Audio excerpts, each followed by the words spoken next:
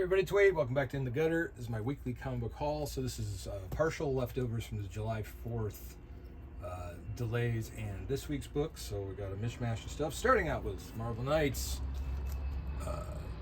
The World to Come, number 2. This is Joe Quesada and Priest artwork on this one. This is a Black Panther story, which I normally don't read the Black Panther, and I have no idea what's going on. So I'm just sort of muscling through this one because I started it, and it's a mini-series, and I'll just finish it up. And then I got a twofer because there was a week and a half's worth of stuff. This is Gotham City Sirens Unfit for Orbit number 2 with a Dotson's cover and Leah Williams story and Haining artwork on the interior. These Dotson covers are very cool, and Despero is in this one. And number 3 came out the following week. I think it's 4 issues in 4 weeks, and then this one is number 3 and same team. Very cool. And then sticking with the Dotsons, they also did the cover for Fire and Ice, When Hell Freezes Over. This is issue number 4. This is a Joan Starr script with Stephen Byrne artwork on the interior. It's a lot of fun. Gorilla Grodd in this one. Mark Brooks cover on Godzilla Destroys the Marvel Universe. It's a wraparound, so I'll show you real quick. Wind the tape. Oh boy. All right, so there's the front.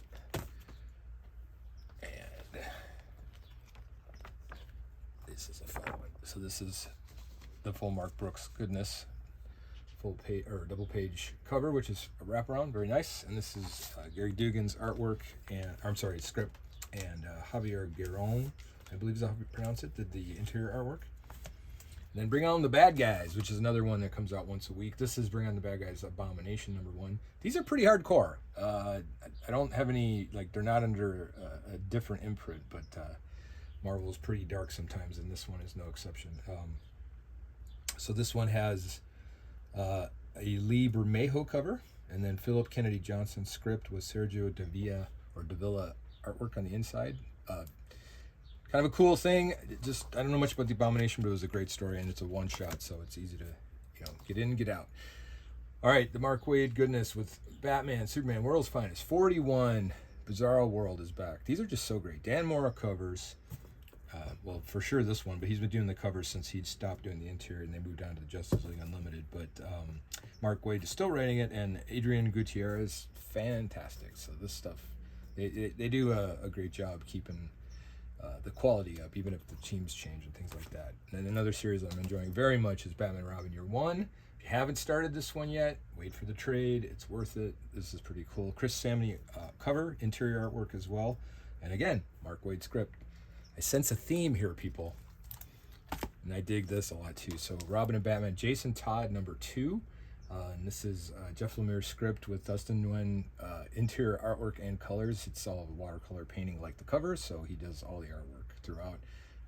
This character is pretty cool. I won't spoil anything, but I'm intrigued to say the least. So with issue 3 coming out, I think we're going to learn a lot more about that guy. And then a new EC horror title through the Oni Press. It's Catacomb of Torment, number 1, another anthology. This one features, I think this is the Jorge Fornes cover.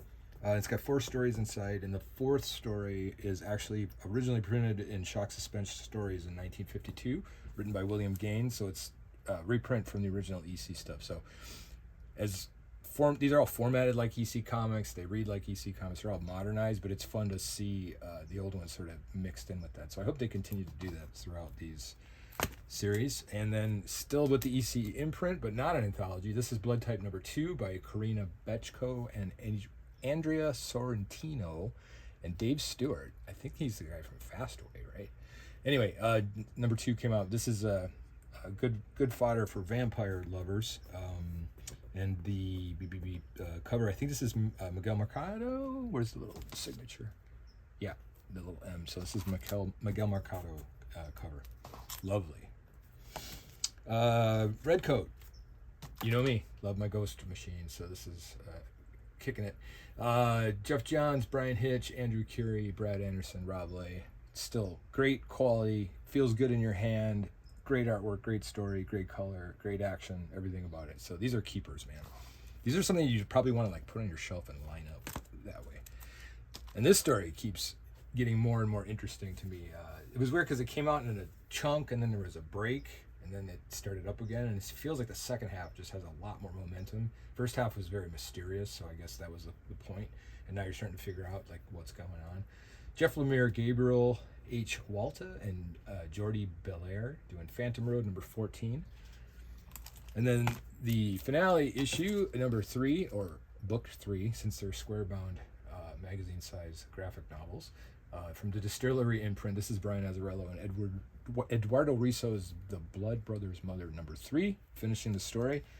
I used to get anxiety as a kid when I thought about living in like more primitive times because it just freaked me out, like I wouldn't have electricity or a clean toilet. Finishing this story of the Old West gave me that childhood anxiety again because they do such a good job keeping it real and what it was like. All right, so next, I am totally curious if you walk in your LCS and you look at the spinner rack up front where the kid comics are and you see all the Archies, and then this. Kevin Smith presents Archie Meets Jay and Silent Bob. Yes, it is true. It's a great read. Kevin Smith wrote it. This has... okay, so one of these, this is the Fernando Rios cover, and this is one of the variants with Dan Parent, who looks a lot like Dan DiCarlo, although so does Fernando Rios, but I guess that's the point. Tons of variants in this one. Kevin writes it, all the Clerks characters in it. There's some cameos from other people in the View Askew-niverse, if they're still calling it that. But it's interesting because the Clerks world is all very R-rated, Kevin Smithy, and the Archie characters are pretty much in their zone. So it's a fun mashup. But I can completely see some mom picking this up for their kid and then sending a harshly worded letter after they find out the contents. But I do recommend this if you're into the Kevin Smith world. It's a lot of fun. All right. Probably best book of the week. All right, it is the best book of the week. Robert Kirkman and Ryan Otley and Annalisa Leone's Invincible Universe Battle Beast number 3. This book is awesome. I mean, it is pure like Kirkman goodness. It's so good. So I hope it continues because it's been a lot of fun since you don't get an Invincible fix every week. All right, and finally, I'm digging Jay Lee, man. This cover is great. I wish I bought different covers that he had done. Gary Dugan again with 3 script credits. So Gary Dugan, Kelvin Mao, Robert Wyndham. Not quite sure if they sat down together and plotted it and co-wrote it or whatever. But Jay Lee artwork on the interior with June Chung, I assume doing the colors. But yeah, the interior art's cool. The storyline's a lot of fun. It's a very original concept, and I'm looking forward to this continuing on. Like my indie stuff when it pays off. All right, everybody, it's 150 degrees in my garage, so I'm going to shut her down. Until next week, keep your mind in the gutter.